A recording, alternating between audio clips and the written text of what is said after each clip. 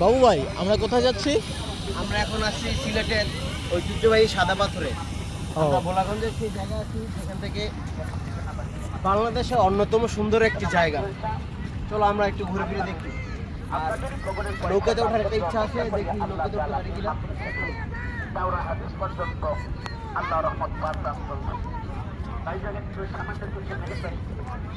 সম্মানিত পর্যটকবৃন্দ, আপনারা কাউন্টারে এসে টিকিট নিয়ে যান।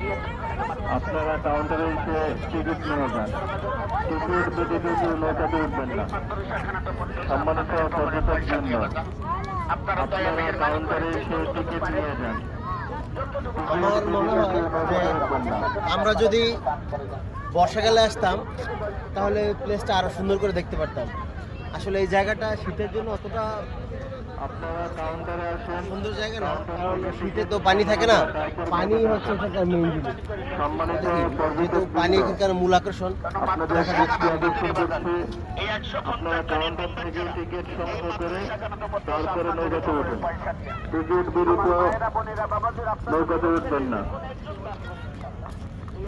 সম্মানিত দর্শকবৃন্দ, আপনাদের দৃষ্টি আকর্ষণ করছি, আপনারা যারা সাদা পাথর যাবেন, সাদা পাথরের নৌকার টিকিট কাউন্টার থেকে নিতে হয়। কাউন্টার থেকে টিকিট